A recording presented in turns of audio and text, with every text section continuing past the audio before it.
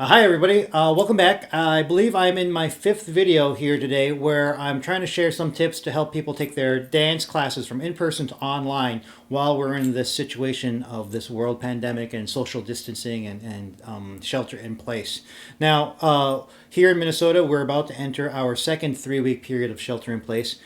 For me, what does that mean? I am about to enter my fifth week of social isolation. I work at the university and I do video conferencing for the health sciences, and we moved to remote work about a week before shelter in place occurred, and this has been quite the experience, quite frankly. The interesting thing is when I saw all of the folks in the dance community react, I was very impressed by how swiftly they were able to move and change their content and their programming and adapt what they do and take it out of the dance studio and into their homes and then share it out to all of their students, all of their participants, people that wanted to still keep on moving while they're stuck in their homes. What I wanted to do today was talk a little bit about an advanced setup for people that are trying to do real time teaching with interaction, with seeing their students, hearing their voices, seeing their chat messages.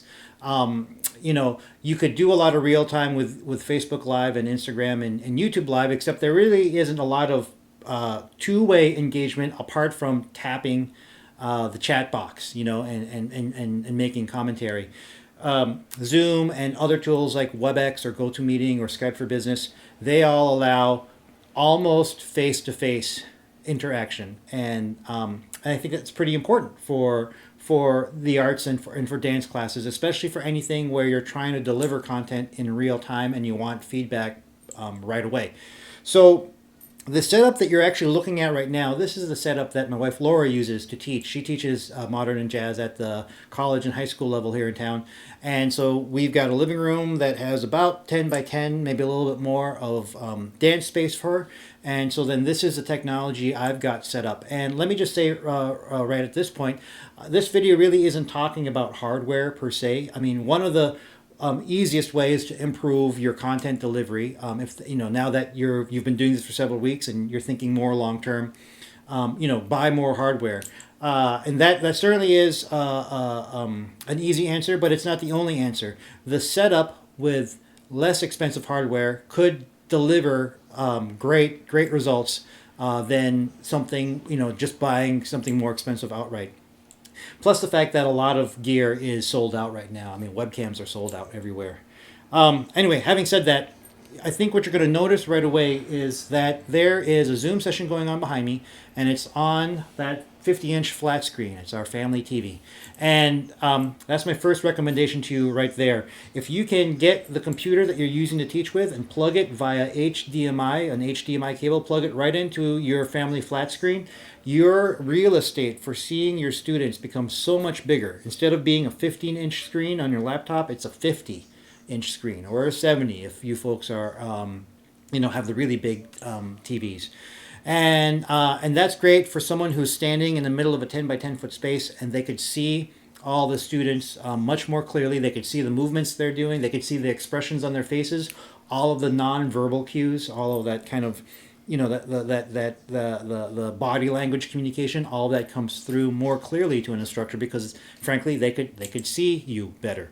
And so that's the first kind of recommendation I'd like to make right away. Second recommendation is you'll notice there's this camera behind me. It's a GoPro that I'm using for Laura's classes, and it's about 4 feet off the ground, I suppose, 4 feet off the floor.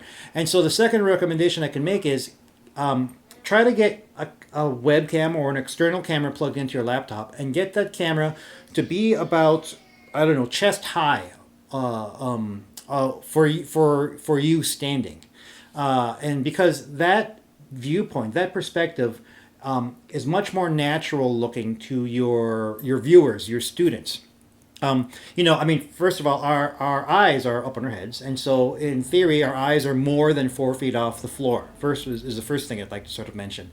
And so we're used to seeing that particular angle. Now, so if you were at eye level, that's also fine. But from a photographic standpoint, if you can get that camera lowered to about chest level, there's a little more equidistance between head and body, and things will look much more clear. And on top of that, a lot of webcams have extra wide angle lenses, and so if you center your body a little bit better, then there's less distortion on you, and so then the movement you make looks much more accurate to the end user. So that's the second recommendation I'd like to make right away. Now, if you turn your attention again to that flat screen behind me, you'll notice it's a Zoom session with two participants. One participant is feeding a camera and the other participant is not. Let me also say the participant feeding the camera is also feeding microphone. Now, in this particular setup, I have a separate microphone than the camera because the microphone it's a boom mic, a shotgun. Actually, it's a shotgun mic, and it can capture Laura's voice much more clearly without capturing a lot of extra noise.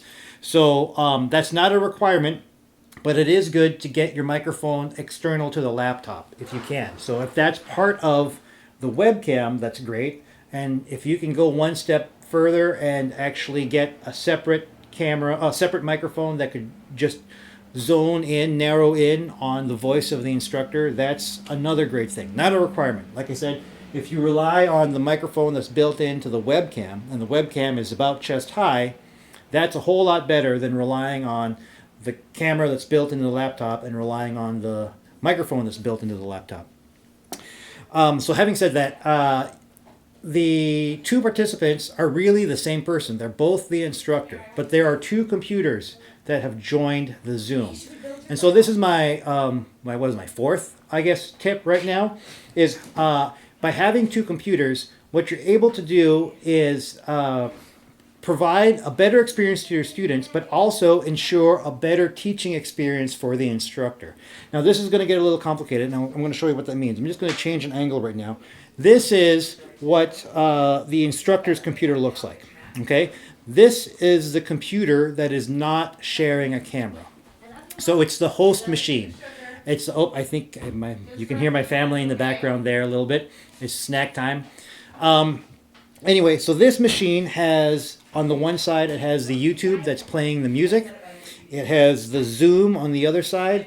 That you can see that there's a chat box, and then you can also see that it has the record control. So the host machine is the machine where the teacher works from. The teacher can look at the chat as needed, can stop recordings as needed, can start and stop the music as needed. Okay, but if you were to look at the other computer, so this is the computer that's feeding the camera and microphones to the Zoom. This is a computer that's not the host. It could be a co-host, and if you're in Zoom, you realize that you could have a single host and then as many co-hosts as you want. But this machine, you set it up once, it joins the Zoom, it turns on camera, it turns on microphone, and then you leave it be. That's all it does. And so you never have to touch that again. And so what that then does is one camera is dedicated to feeding what your students are seeing and hearing from you, your voice and your movement. But the other computer, the host machine, this is where you get to control what you need to control without worrying about your AV. That's the thing I really wanted to point out to an instructor. When the instructor has a single machine being the host machine and has to bounce between playing music, looking at the students, looking at the chat box, starting a recording, going back to the music, you lose a lot of the experiential kind of the teaching part of it. You lose the teaching part of it that's just native and organic because you're having to sort of put on a technology hat and deal with the technology. So now what you'll realize is that second computer, the one whose only job is to feed camera and feed microphones, that's actually the computer that's plugged into the display. And so the view for the instructor, the view of the students, as each student pops in and starts to fill that grid, that view will never change because the instructor doesn't have to mess with that computer. It's already set up. It's feeding camera, it's feeding microphone, it's plugged into the display. Students start to join. They start to blip in. The instructor sees all those students, great. But then because the instructor is on this computer for control, right? When the instructor needs to start or stop music, start or stop a recording, respond to a chat, the image on the flat screen doesn't get filled with the YouTube or the Spotify. It doesn't get filled with a chat box. None of that goes away. So the instructor is able to see the students 100% of the time. So that's the main reason I'd like to recommend to people, if they can do it, have two devices connected to their Zoom. One device is AV entirely. It's camera, it's microphone, it's display. The other device is all about host and control and content. It plays the music, it manages chat, it starts and stops recordings. And the instructor could just stand right in their 10 by 10 foot space, see all their students on the flat screen nice and large, and play music as they need. And the last thing I sort of want to recommend to you is this. I know the audio is a challenge for folks using Zoom. Part of that challenge is how do you feed clean audio through, and I think I've already taken care of that with a previous video where I say to you, instructors, play your music from your host machine, play your music from this machine, sharing, hitting screen share, advanced, computer audio only. If you do that setting, your music will play cleanly. But the second thing I want to point out, because there's a second machine involved, okay, you've got your host machine, and then you've got your second machine.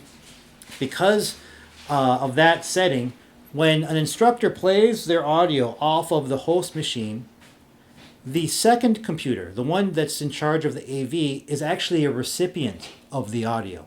And so the audio that comes out the display is actually in time with more in time with what the students are receiving.